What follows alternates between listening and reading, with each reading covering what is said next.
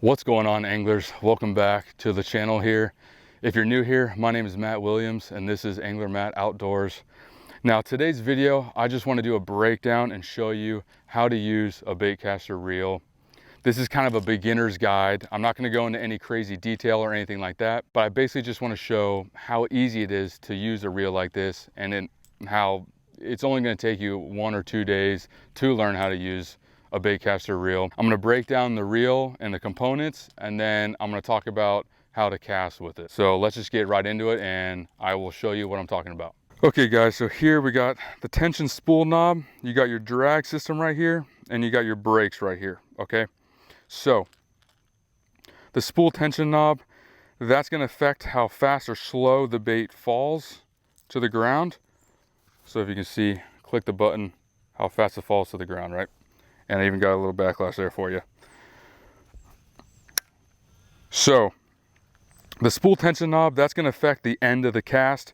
So as that bait is slowing down and about to fall into the water, you're going to be obviously thumbing it, and this is going to help that spool kind of start to slow down a little bit. Not as important as your brakes. I'll actually, personally, I use this pretty much completely off all the time, because when you make a cast, it's pretty easy to keep your thumb on it, especially towards the end of the cast, to kind of slow that spool down. So, but as a beginner, what you're going to want to do as a beginner is keep this thing fairly tight, just tight enough to where you can let that bait fall to the ground without getting a backlash like that. You want it to fall to the ground without a backlash. And look, by the way, people talk about how difficult backlashes are and how annoying they are. They're really not a big deal. All you do when you get a backlash, it just takes a second to just keep your thumb on the spool and kind of keep it somewhat tight and just pull it out just like that. That's literally 90% of backlashes right there. It's that easy, guys. Don't be scared of backlashes. They're not a big deal, I promise you. Now, your brake system right here, this is what's more important. Now, for me personally, what I normally do is I have it about halfway or slightly below halfway. Now you can see there's notches on it going, you know, these aren't numbered, but sometimes they'll be numbered from 1 all the way to, you know, 10, 15, 20, whatever it is. Now in the beginning, as a beginner, what you're going to want to do is crank it all the way up so you can start to make casts and kind of get used to the thing without having backlash problems. But once you get more and more used to it as the day goes on, because this is really going to be about a 1 or 2 day process for you, it's really pretty simple to get a feel for these things.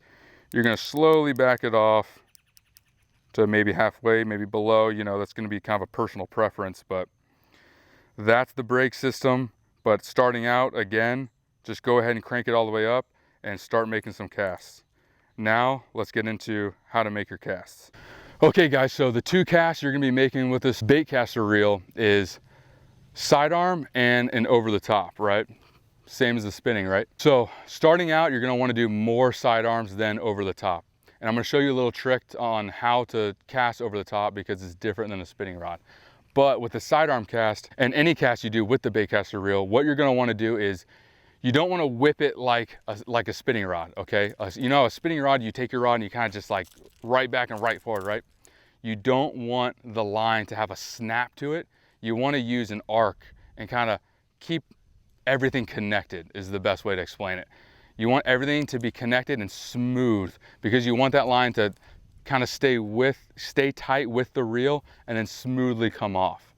That's kind of the best way to explain it. And once you start using it, you're going to know exactly what I'm talking about. So what you're going to want to do is just slowly start making more and more aggressive casts, and then backing down on your brakes like we talked about.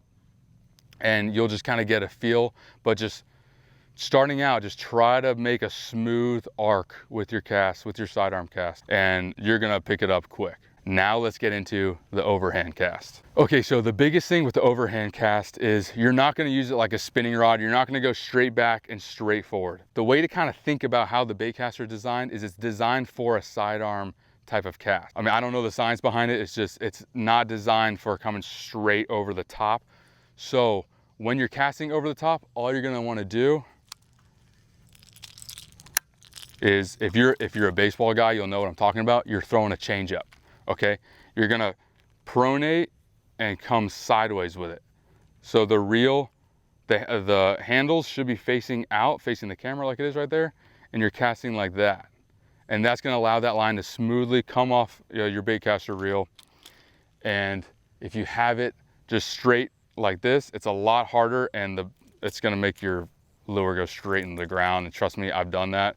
And I had to look around to find out how to cast overhand, but that's the way to do it, guys. Just all you gotta do, just keep it right there, just like that. And the same thing as the sidearm cast, don't whip it, just kind of make an arc and smoothly go back and go forwards. Don't try to whip it like a spinning rod and you'll be fine. Okay, now I'm just gonna show you an example of over the top, and then I'm gonna show you an example of a sidearm cast. So this right here is an over the top cast.